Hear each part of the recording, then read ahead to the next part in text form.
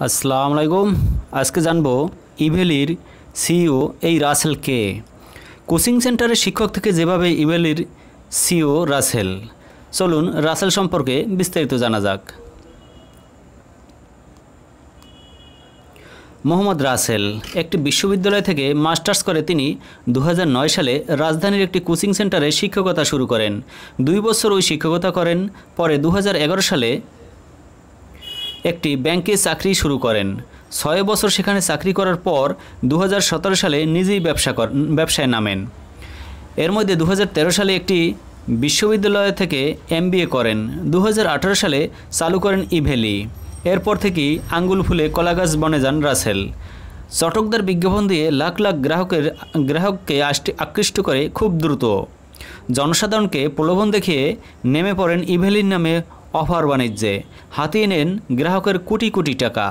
রাসেল ও শামীমাকে গ্রেপ্তারের পর শুক্রবার সংবাদ সম্মেলনে র্যাপিড অ্যাকশন ব্যাটালিয়ন র্যাব আইন ও গণমাধ্যম শাখার পরিচালক কমান্ডার খন্দকার আল মঈন এসব তথ্য জানিয়েছেন। প্রতারণা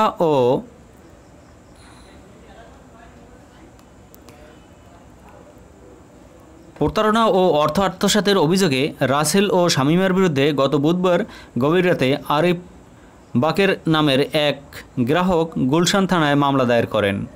পরদিন 16 সেপ্টেম্বর বিকালে রাজধানীর মোহাম্মদপুরের র্যাব সৈয়দ রোডে রাসেলের বাসায় অভিযানে যায় র্যাব। সেখান থেকে রাসেল ও শামীমাকে গ্রেপ্তার করে র্যাব। পরে তাদের র্যাব সদর দপ্তরে নিয়ে যাওয়া হয়। সেখানে আজ শুক্রবার সংবাদ সম্মেলন শেষে রাসেল ও শামীমাকে গুলশান থানায় হস্তান্তর করে র্যাব। র্যাবের জিজ্ঞাসাবাদে রাসেল জানিয়েছে, ইভেলি প্রতিষ্ঠার পর থেকেই লোকসানে ছিল। গ্রাহকের টাকা দিয়েই অফিস খরচ ও বিলাসবহুল জীবনযাপন করছেন তিনি। শুক্রবার সংবাদ সম্মেলনে কমান্ডার খন্দকার আল মঈন বলেন, সাভারে ইভেলির সিইও রাসেলের কোটি কোটি টাকা সম্পত্তি রয়েছে। তবে তার কোম্পানি হাজার কোটি টাকা আত্মসাতে টাকার দেনায় ডুবে আছে। এসব দেনা কি করে পরিশোধ করবেন তার কোনো সদুত্তর দিতে পারেননি রাসেল। র্যাব কমান্ডার আরও জানিয়েছেন, ইভেলি নানা প্রলোভনের মাধ্যমে মানুষের সঙ্গে প্রতারণা করেছে। দেশীয় বা আন্তর্জাতিক প্রতিষ্ঠানের কাছে দায়সহ ইভেলিকে বিক্রি অথবা দেউলিয়া ঘোষণার পরিকল্পনা ছিল সিইও রাসেলের।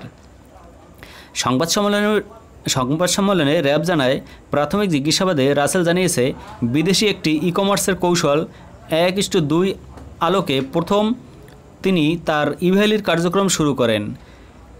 প্রথম তিনি একটি ব্র্যান্ড তৈরির পরিকল্পনা করেছিলেন। পরবর্তী সময়ে কোনো আন্তর্জাতিক বা দেশীয় বড় প্রতিষ্ঠানে তার কোম্পানির দায়সহ বিক্রি করে দেওয়ার একটি পরিকল্পনা ছিল তার। একইভাবে 3 বছর পূর্ণ হলেই শেয়ার মার্কেটে অন্তর্ভুক্তি হওয়ার পরিকল্পনা ছিল। সর্বশেষ দায় মেটাতে না পারলে নিজেকে দেউলিয়া ঘোষণা করার একটি পরিকল্পনা নিয়েছিলেন। র্যাবের কাছে রাসেল তার ব্যবসায়িক অপকৌশলের কথা স্বীকার করেন। র্যাব জানায়, রাসেলের ব্যবসায়িক অপকৌশলের মধ্যে অন্যতম হল নতুন গ্রাহকের ওপর দায় চাপিয়ে পুরনো গ্রাহকদের আংশিক অর্থ বা পণ্য ফেরত দেওয়া। তার এই দায় ট্রান্সফারের দূরভিসন্ধিমূলক অপকৌশল চালিয়ে তিনি এভাবে প্রতারণা করে আসছিলেন। প্রতিষ্ঠানটির নেটওয়ার্কে যত গ্রাহক তৈরি হয় তার দায় ততই বাড়তে থাকে। রাসেল জেনে শুনেই এই অপকৌশল চালিয়ে যাচ্ছিলেন।